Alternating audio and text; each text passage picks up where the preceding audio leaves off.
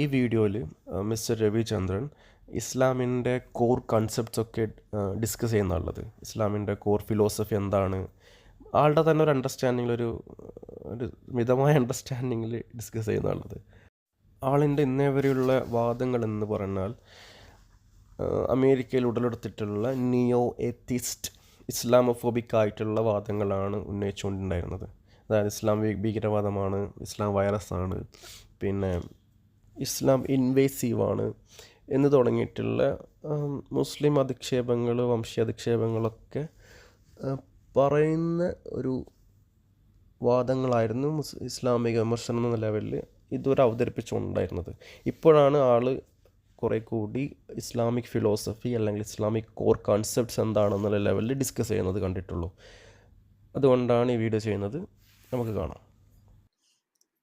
അപ്പം ഈ ഇസ്ലാം സമാധാനമാണെന്നാണ് പറയുന്നത്. ഞാൻ പലരും അതിനെ പരിഹസിക്കാറുണ്ട്. ഇസ്ലാം സമാധാനം, സമാധാന മതം, സമാധാന ഡാഷ്, ഇങ്ങനെയൊക്കെ ഓരോരോ ട്രോളുകളും ഇതായിട്ട് വരാറുണ്ട്. പക്ഷെ ഞാൻ നിങ്ങളോട് പറയാൻ ആഗ്രഹിക്കുന്ന ഒരു കാര്യം, ഇസ്ലാം സമാധാനമാണ് എന്ന് പറയുന്നത് പൂർണ്ണമായും ശരിയാണ്. അത് ഞാനൊരു വിരുദ്ധാർത്ഥത്തിലോ തമാശയായിട്ടോ ട്രോളായിട്ടോ പറഞ്ഞല്ല. ഇസ്ലാം സമാധാനമാണ്.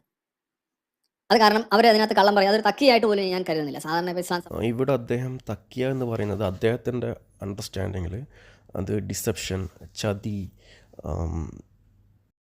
മുസ്ലിങ്ങൾ സ്നേഹം അഭിനയിച്ചിട്ട് ചതിക്കുക, അങ്ങനൊരു സമ്പർക്കം അഭിനയിച്ചിട്ട് പിന്നീട് അവസരം കിട്ടുമ്പോൾ ചതിക്കുക. അതാണ് ഇത്. 51% മുസ്ലിങ്ങൾ പോപ്പുലേഷൻ വന്നു കഴിഞ്ഞാൽ മുസ്ലിങ്ങൾ ഇന്ത്യ മഹാരാജ്യം പിടിക്കും എന്നൊക്കെയുള്ള വലതുപക്ഷ ആശയങ്ങളുടെ ഒരു ബേസിസിലുള്ള അണ്ടർസ്റ്റാൻഡിംഗ് ആണ് ആൾക്ക് തക്കിയെക്കുറിച്ചുള്ളത്.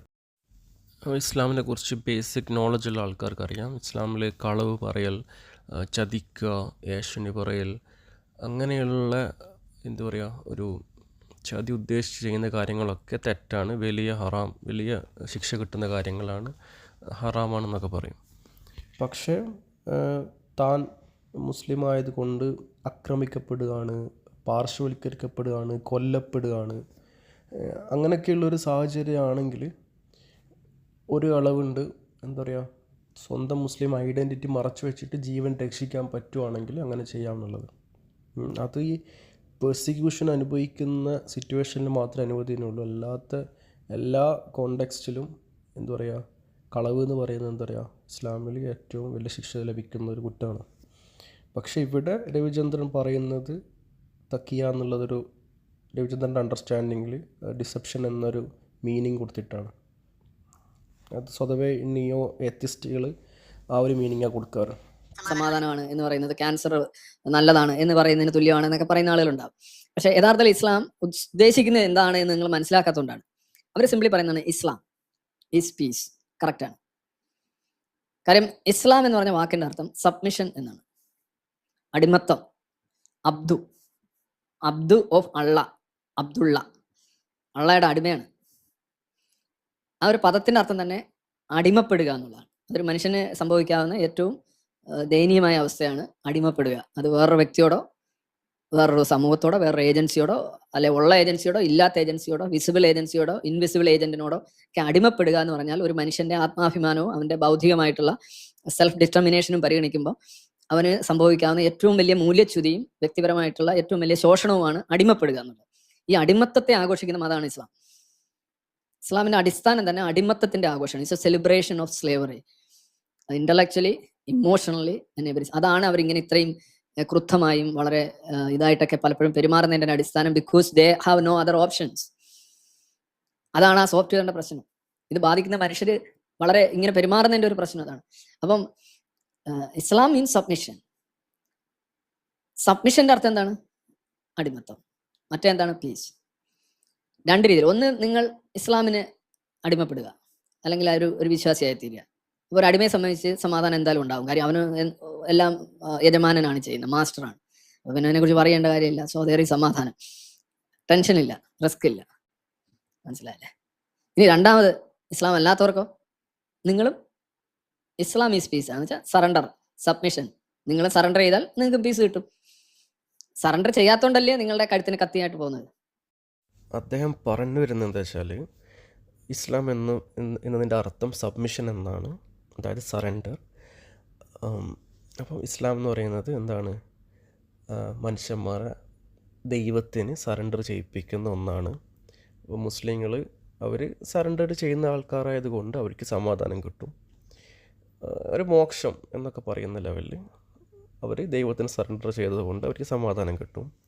അവർ മറ്റുള്ളവരെ കത്തിയൊക്കെ കാണിച്ചിട്ട് ആക്രമിച്ചിട്ടൊക്കെ ആയിട്ട് അവരെയും സറണ്ടർ ചെയ്യിപ്പിച്ചിട്ട് മുസ്ലിങ്ങൾ ഒരു ഇസ്ലാമൈസേഷൻ നടത്തുകയാണ് എന്നാണ് ആൾ പറഞ്ഞതിൻ്റെ ഒരു ചുരുക്കം.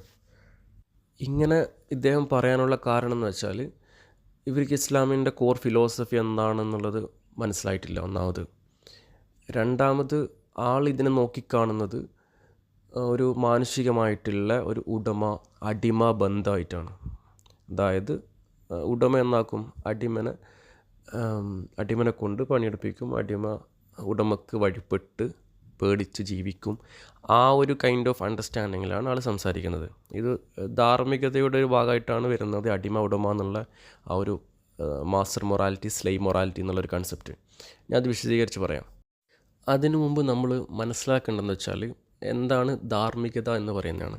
ധാർമ്മികത എന്ന് പറയുന്നത് നല്ലത് ചീത്ത എന്നുള്ള അർത്ഥത്തിലല്ല. എന്താണ് ധാർമ്മികത? ആര് തമ്മിലാണ് ധാർമ്മികത ഉണ്ടാവുന്നത്? അപ്പോൾ ലോകത്തുള്ളതെന്ന് വെച്ചാൽ ഒന്ന് മോറൽ ആക്ടേഴ്സും മറ്റത് റിസോഴ്സസുമാണ്. മോറൽ ആക്ടേഴ്സ് ആയിരിക്കും തമ്മിൽ ധാർമ്മികത ഉണ്ടാക്കുന്നത്. എന്തിൻ്റെ അടിസ്ഥാനത്തിൽ? ലോകത്തുള്ള റിസോഴ്സസ് വീതിക്കുന്നതിൻ്റെയും അതനുഭവിക്കുന്നതിൻ്റെ അടിസ്ഥാനത്തിലായിട്ട് ഒരു മോറൽ അണ്ടർസ്റ്റാൻഡിങ് ഉണ്ടാക്കിയെടുക്കുകയാണ് ചെയ്യുക. അപ്പോൾ അവിടെയാണ് ഈ മാസ്റ്റർ മൊറാലിറ്റി, സ്ലേവ് മൊറാലിറ്റി എന്ന് പറയുന്ന രണ്ട് രീതി വരുന്നത്. അപ്പോൾ ഈ മാസ്റ്റർ മൊറാലിറ്റി എന്ന് പറയുന്നത്, അതായത് കയ്യൂക്കുള്ളവൻ കാര്യക്കാരൻ. മാസ്റ്ററായിട്ടുള്ള ആൾ എന്തായിട്ടും നല്ല പവറുള്ളവരായിരിക്കും. അവർക്ക് റിസോഴ്സസ് കൂടുതലായിട്ട് അവർ കൈയടക്കും, ഇൻവേഡ് ചെയ്തിട്ടും. ഇപ്പം ബ്രിട്ടൻ ഇന്ത്യ കീഴടക്കിയിട്ട് ഇവിടെയുള്ള റിസോഴ്സൊക്കെ അവർ കൊള്ളയടിച്ചുകൊണ്ട് ഇവിടുത്തെ ആൾക്കാരൊക്കെ കൊന്ന് നമ്മളൊക്കെ അടിമകളാക്കിയിട്ട് അവർ ഭരിച്ച് അവർ ഇവിടുത്തെ റിസോഴ്സൊക്കെ കൊള്ളയടിച്ചുകൊണ്ട് അവരെന്തായിരുന്നു? മാസ്റ്റർ മൊറാലിറ്റിയാണ് ചെയ്തുകൊണ്ടായിരുന്നത്. കോളനൈസേഷൻ, ഇമ്പീരിയലിസം എന്നൊക്കെ പറയുന്ന കാര്യങ്ങൾ. അവർ മോറൽ ആക്ടേഴ്സ് ആയിരുന്നു എന്ന് ചോദിച്ചു കഴിഞ്ഞാൽ ആണെന്ന് പറയേണ്ടി വരും. എന്തുകൊണ്ടെന്ന് വെച്ചാൽ അവർ ഈ കൊള്ളയടിക്കുന്ന സ്വത്തുക്കളൊക്കെ അവർ ഒരു രീതിയിലായിട്ട് ഡിസ്ട്രിബ്യൂട്ട് ചെയ്യുന്നുണ്ട്. എന്തായിട്ടും അവരായിരിക്കും ഈ കൊള്ളയടിക്കുന്ന ഈ മാസ്റ്ററായിട്ടുള്ള ബ്രിട്ടൻ ആയിരിക്കും കൂടുതൽ ഈ സ്വത്തുക്കളൊക്കെ എടുക്കുക. ബാക്കിയുള്ള നക്കാപ്പിച്ച എന്താക്കും? മറ്റുള്ള അടിമകളായിട്ടുള്ളവരിലേക്ക് എത്തും. അതാണ് എന്തു പറയുക, ഒരു മാസ്റ്റർ മൊറാലിറ്റി കൺസെപ്റ്റ് എന്ന് പറയുന്നത്. കയ്യൂക്കുള്ളവൻ കൂടുതൽ കൈവശപ്പെടുത്തും, അല്ലാത്തവർ അവർ ചാടിക്കൊടുക്കുന്ന നക്കാപ്പിച്ച എന്താണോ അത് അവർക്ക് കിട്ടും. അതാണ് ഈ മാസ്റ്റർ മൊറാലിറ്റി എന്ന് പറയുന്നത്. ഈ സ്ലേവ് മൊറാലിറ്റി എന്താണെന്ന് വെച്ചാൽ അവരൊരു അടിമത്തത്തിൻ്റെ ഒരു അവസ്ഥയിലാണുള്ളത്. എന്തുകൊണ്ട്? ഈ മാസ്റ്റേഴ്സായിട്ടുള്ള ആളുകൾ റിസോഴ്സസ് ഒക്കെ കൈവശപ്പെടുത്തിയിട്ട് അവരടിമകളാക്കി വെച്ചിരിക്കുകയാണുള്ളത്. അപ്പോൾ അവർക്കൊരിക്കലും ഈ അടിമകളായിട്ടുള്ള സ്ലേവ് മൊറാലിറ്റിയുടെ ആൾക്കാർക്ക് ഒരിക്കലും ഈ മാസ്റ്റേഴ്സിനെ, ഈ മനുഷ്യന്മാരായിട്ടുള്ള മാസ്റ്റേഴ്സിനെ ഓവർ പവർ ചെയ്തിട്ട് റിസോഴ്സസ് കൈവശപ്പെടുത്താൻ പറ്റില്ല. അപ്പോൾ അവർക്ക് അവരുടെ ഉള്ളിൽ ഉണ്ടാകുന്ന, അതായത് ഞാൻ എല്ലാ മതങ്ങളുടെ കാര്യമാണ് പറയുന്നത്, എല്ലാ ദൈവവിശ്വാസമുള്ള എല്ലാ മതങ്ങളുടെ കാര്യങ്ങളാണ് പറയുന്നത്. അപ്പോൾ അവർ ഉണ്ടാക്കിയെടുക്കുന്ന ഒരു ചിന്താഗതിയാണ്, നമ്മൾക്ക് കോഎക്സിസ്റ്റ് ചെയ്യണമെങ്കിൽ, അതായത് നമ്മൾക്ക് നിലനിൽക്കണമെങ്കിൽ, നമ്മൾക്ക് ഈ ലോകത്തെ വിഭവങ്ങൾ ഈക്വലായിട്ട് വീതിക്കപ്പെടണമെങ്കിൽ നമ്മളെന്തായിരിക്കണം? തമ്മിൽ പൊറുക്കുന്നവരായിരിക്കണം, നമ്മൾ തമ്മിൽ സ്നേഹിക്കുന്നവരായിരിക്കണം, നമ്മൾ മറ്റുള്ള മതമൂല്യങ്ങളില്ലേ, നമ്മൾ പരസ്പരം ദാനങ്ങൾ ചെയ്യുന്ന ആൾക്കാരായിരിക്കണം, നമ്മൾ സെൽഫ്ലെസ് ആയിരിക്കണം, നമ്മൾ മറ്റുള്ളവർക്ക് വേണ്ടി സാക്രിഫൈസ് ചെയ്യണം. ആ രീതിയിലുള്ള സെൽഫ്ലെസ് ആയിട്ടുള്ള മൂല്യങ്ങൾ ഈ അടിമകൾക്ക് വരും. എന്തുകൊണ്ടാണ്? അവർ കംപ്ലീറ്റ്ലി നിസ്സഹായരാണ്. ഈ മനുഷ്യന്മാരായിട്ട് റിസോഴ്സസ് കൺട്രോൾ ചെയ്തിട്ടുള്ള ഈ മാസ്റ്റേഴ്സിൻ്റെ മുന്നിൽ അവർ കംപ്ലീറ്റ്ലി നിസ്സഹായരാണ്. അപ്പോൾ അവർക്ക് ഇവിടുത്തെ റിസോഴ്സസൊക്കെ ഈക്വലായിട്ട് വീതിക്കപ്പെടണമെങ്കിൽ ഈ ഒരു മൂല്യങ്ങൾ വിശ്വസിച്ചിട്ട് അവരെന്താക്കണം? പ്രവർത്തിക്കണം. ഈ ലോകത്തിൻ്റെ ഇൻഹെറിറ്റായിട്ടുള്ള ഈ ഒരു സഫറിങ്ങിനെ മനസ്സിലാക്കിയ ആളുകളാണ് ഒന്ന് ശ്രീബുദ്ധൻ, പിന്നെ ജുദായിസം, ക്രിസ്ത്യാനിറ്റിയിൽ ക്രിസ്തു, പിന്നെ ഇസ്ലാമിൽ മുഹമ്മദ് നബി, പിന്നെ ഹിന്ദു മതത്തിൽ അങ്ങനെ. ഇതൊക്കെ അതിനുള്ള ഉദാഹരണമാണ്. അപ്പോൾ അവർ ഈ മാനുഷിക മൂല്യങ്ങളെ ഡിറൈവ് ചെയ്തെടുക്കുന്നത് അടിമത്വത്തിൻ്റെ ഈ അവസ്ഥയെന്നാണ്, ഒരു ഹെൽപ്ലെസ് ആയിട്ടുള്ള നിസ്സഹായമായിട്ടുള്ള ഒരവസ്ഥയെന്നാണ് ഈ മാനുഷിക മൂല്യങ്ങളെ ഡിറൈവ് ചെയ്തെടുക്കുന്നത്. ഉദാഹരണം പറയുകയാണെങ്കിൽ, ഇപ്പോൾ മാസ്റ്റർ മൊറാലിറ്റി ഉള്ള ആളുകൾ അവർ ആക്രമിച്ചിട്ട് റിസോഴ്സസ് കീഴടക്കും. നേരെ മറിച്ച് സ്ലേവ് മൊറാലിറ്റി ഉള്ളവർ അവർ പ്രതിരോധിച്ചിട്ട് അവരുടെ റിസോഴ്സസ് സംരക്ഷിക്കും. അപ്പോൾ അവർ മാസ്റ്റർ മൊറാലിറ്റി ഉള്ളവർ അക്രമമാണെങ്കിൽ, വയലൻസ് ആണെങ്കിൽ, ഇവിടെ ഉള്ളവർ സ്ലേവ് മൊറാലിറ്റി ഉള്ളവർ നോൺ വയലൻസ് ആണ് പ്രിഫർ ചെയ്യുക. മാസ്റ്റർ മൊറാലിറ്റി ഉള്ളവർ ചതി എന്നതിനൊരു ബുദ്ധിയായിട്ട് കാണുകയാണെങ്കിൽ, സ്ലേവ് മൊറാലിറ്റി ഉള്ളവർ അതൊരു തെറ്റായിട്ടുള്ള വിശ്വാസം നഷ്ടപ്പെടുത്തുന്ന, തമ്മിലുള്ള വിശ്വാസം നഷ്ടപ്പെടുത്തുന്ന ഒരു ആക്റ്റായിട്ടാണ് കാണുക. മാസ്റ്റർ മൊറാലിറ്റി ഉള്ളവർ പ്രതികാരത്തെ കാണുമ്പോൾ, സ്ലേവ് മൊറാലിറ്റി ഉള്ളവർ പൊറുക്കലിനെ കാണും. മാസ്റ്റർ മൊറാലിറ്റിയിലുള്ളവർ അഗ്രഷനെ ഉണ്ടാക്കുമ്പോൾ, സ്ലേവ് മൊറാലിറ്റി ഉള്ളവർ അവർ പേഷ്യൻസ് ഉണ്ടാക്കും, അവർ ക്ഷമയുണ്ടാക്കും. അപ്പോൾ ഇങ്ങനെ രണ്ട് എക്സ്ട്രീമിൽ നിൽക്കുന്ന ഒരു കൺസെപ്റ്റാണ് സ്ലേവ് മൊറാലിറ്റി, മാസ്റ്റർ മൊറാലിറ്റി എന്ന് പറയുന്നത്. ഇത് മനുഷ്യന്മാർക്ക് ഇടയിലുള്ള കാര്യങ്ങളാണ്. മനുഷ്യന്മാരുടെ ഇൻഡിവിജ്വലായിട്ടും സാമൂഹികമായിട്ടും, ഇപ്പോൾ രാജ്യങ്ങളെടുത്താലും ഇതിൻ്റെ മിക്സായിരിക്കും ഇപ്പോൾ ലോകത്തൊക്കെ ഉണ്ടാവുക. പക്ഷേ മതങ്ങളെന്ന് പറയുന്നത് അവർ പ്രൊമോട്ട് ചെയ്യുന്നത്, മതങ്ങൾ എക്സ്ക്ലൂസീവ്ലി പ്രൊമോട്ട് ചെയ്യുന്നത് എന്താണ്? സ്ലേവ് മൊറാലിറ്റിയാണ്. മനസ്സിലായെന്ന് കരുതുന്നു. എക്സ്ക്ലൂസീവ്ലി സ്ലേവ് മൊറാലിറ്റി ആണെങ്കിലും മതങ്ങളിൽ, ദൈവഗ്രന്ഥങ്ങളിലായാലും മറ്റ് മതാചാരങ്ങളിലായാലും മാസ്റ്റർ മൊറാലിറ്റിയുടെ കാര്യങ്ങൾ കടന്നു വന്നിട്ടുണ്ട്. അതിപ്പോൾ എല്ലാ മതത്തിലും ഉണ്ട്. എല്ലാ മതത്തിലും റിസോഴ്സസ് ഇത് അക്യൂർ ചെയ്യാനും റിസോഴ്സ് കൂട്ടാനായിട്ട് മനുഷ്യന്മാർ പല രീതിയിലായിട്ട് മതങ്ങളെ യൂസ് ചെയ്തിട്ടുണ്ട്.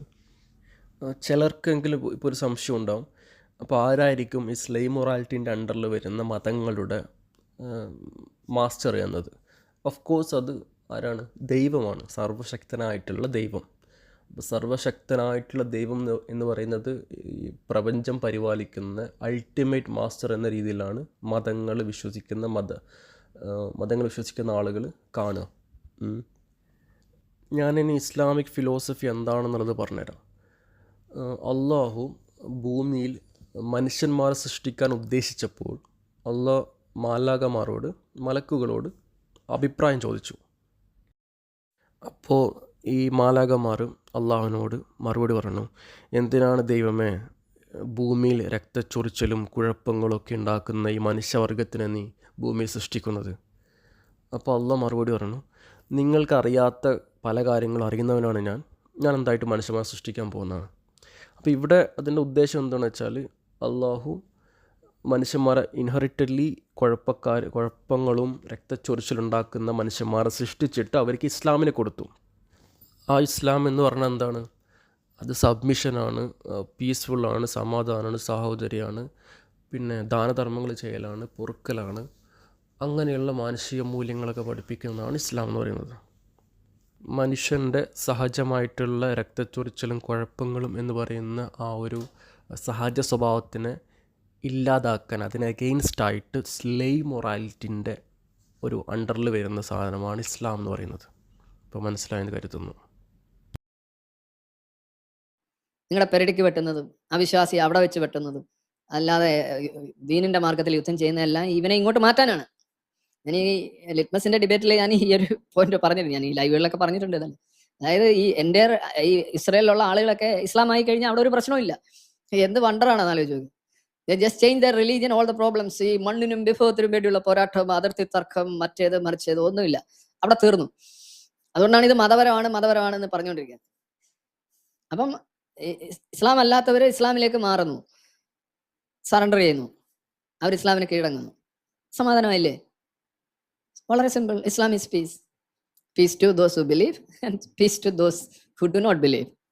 ഇസ്ലാം എന്ന് പറഞ്ഞാൽ സറണ്ടർ ചെയ്താൽ സമാധാനം. കറക്റ്റ്. ആഹാ, ഇത് ആളുകൾ പറയുന്നത് അയ്യോ ഇത് തമാശയൊന്നുമില്ല. അവർ അക്കാര്യത്തിൽ കറക്റ്റായിട്ടാണ് പറഞ്ഞത്. നിങ്ങൾ കീഴടങ്ങിയാൽ നിങ്ങൾക്ക് സമാധാനം. കീഴടങ്ങി ഈ നിയമം അനുസരിച്ച് ജീവിക്കുക, അതാണ് എൻ്റെ അർത്ഥം. അത് മനസ്സിലാവാൻ ആളുകൾ സംസാരിച്ചുകൊണ്ടിരിക്കുന്നത്. അപ്പൊ അത് തുരങ്ക സമാധാനം, അതാണ് ഈ ഇദ്ദേഹം ഇവിടെ ഒരു ചോദ്യം ഉന്നയിക്കുന്നുണ്ട്. ഇപ്പോൾ ഇസ്രായേലിലുള്ള സയനിസ്റ്റുകൾ മുസ്ലിം ആയി കഴിഞ്ഞാൽ അവിടുത്തെ പ്രശ്നങ്ങൾ തീരുമെന്നുള്ളത്. ഓഫ് കോഴ്സ് അവിടെയുള്ള പ്രശ്നങ്ങൾ തീരും. അവർ മുസ്ലിം ആവുകയാണെങ്കിൽ, സയനിസ്റ്റുകൾ മുസ്ലിം ആവുമ്പോൾ അവർ ഇസ്ലാമിക് വാല്യൂസ് അംഗീകരിക്കും. അവർ തമ്മിൽ പുറത്തു കൊടുക്കും, ഭൂസ്വത്തുകളിൽ കൊള്ളയടിക്കാണ്ട് നല്ല രീതിയിൽ വിധിക്കും. അവർ എല്ലാ കാര്യങ്ങളും അതേപോലെ ചെയ്യും. ഇസ്ലാമിക് പ്രിൻസിപ്പിൾസ് അനുസരിച്ചിട്ട് കാര്യങ്ങൾ ചെയ്യും. അവർ മുസ്ലിം ആവണം തന്നെ ഇല്ല. ഈ സയനിസ്റ്റുകൾ യഥാർത്ഥ ജൂത വാല്യൂസ് ഫോളോ ചെയ്യുകയാണെങ്കിൽ അവരൊരിക്കലും എന്താക്കില്ല, കോളനൈസേഷൻ ചെയ്യില്ല. അവരൊരിക്കലും മറ്റുള്ളവരെ കൊല്ലൂല. പിന്നെ അവരിപ്പോൾ ശരിക്കും പറഞ്ഞാൽ ഒരു വംശീയ സ്റ്റേറ്റാണ് ഇസ്രായേൽ എന്ന് പറയുന്ന ഈ സയനിസ്റ്റ് സ്റ്റേറ്റ്. അപ്പോൾ ആ ഒരു കൺസെപ്റ്റിലേക്ക് അവരൊരിക്കലും എത്തൂല. സയനിസം എന്ന് പറയുന്നത് എന്താണ്, ഈ മാസ്റ്റർ മൊറാലിറ്റിയുടെ ഒരു എക്സ്ട്രീം വേർഷനിൽ പെട്ട ഒന്ന് തന്നെയാണ്. ബ്രിട്ടൻ എന്താണോ ചെയ്തത് അത് തന്നെയാണ് അവരും ചെയ്യുന്നത്. അവർ വല്ലവൻ്റെയും ഇത് ഭൂമി കൈയടക്കി അവിടുത്തെ റിസോഴ്സസ് കൈവശപ്പെടുത്തി പവർ ഉപയോഗിച്ച്, അതായത് മാരകമായ വെപ്പൺസ് ഉപയോഗിച്ച്, ബോംബ് ഉപയോഗിച്ചിട്ട് അവിടെയുള്ള ജനങ്ങളെ കൊന്നൊടുക്കി അവിടെ സെറ്റിൽമെൻറ്റ് നടത്തിയിട്ട് ആ സ്ഥലം കയ്യേറി ഏകദേശം 95% ഭൂമി അവർ കൈയടക്കി എന്നാണ് മനസ്സിലാക്കുന്നത്. പോരാതെ സയനിസ്റ്റുകൾക്ക് ഒരു ഗ്രേറ്റർ ഇസ്രായേൽ എന്ന് പറയുന്ന ഒരു പ്ലാൻ ഉണ്ട്. അത് അവരുടെ ആർമി ബാഡ്ജിലും മറ്റുള്ള ഡോക്യുമെൻറ്റ്സിലൊക്കെ അവർ പ്രദർശിപ്പിക്കുന്നുണ്ട്. ആ ഒരു മാപ്പ് അനുസരിച്ചിട്ട് മറ്റുള്ള അയൽ രാജ്യങ്ങളുടെ ഭൂസ്വത്തുക്കളൊക്കെ പിടിച്ചെടുക്കും, അവിടെ ഇൻവേഡ് ചെയ്യണം. ഓഫ് കോഴ്സ് അവർ പ്രതിരോധിക്കും, അവരെ കൊല്ലും. എന്നിട്ട് അങ്ങനെ ഒരു ഗ്രേറ്റർ ഇസ്രായേൽ രൂപപ്പെടുത്തണം എന്നുള്ള പ്ലാനിലുള്ള ഒരു കൺട്രിയാണ് ഇസ്രായേൽ എന്ന് പറയുന്നത്. രക്തച്ചൊറിച്ചിലും കുഴപ്പങ്ങളൊക്കെ ഉണ്ടാക്കുന്ന ഒരു മാസ്റ്റർ മൊറാലിറ്റിയിൽ പ്രവർത്തിക്കുന്ന ഒരു അപ്പാർട്ടൈഡ് വംശീയ സയനിസ്റ്റ് സ്റ്റേറ്റാണ് ഇസ്രായേൽ. അതൊക്കെയാണ് ഈ രവിചന്ദ്രനെ പോലുള്ള ആളുകൾ സപ്പോർട്ട് ചെയ്യുന്ന മൊറാലിറ്റി എന്ന് പറയുന്നത്.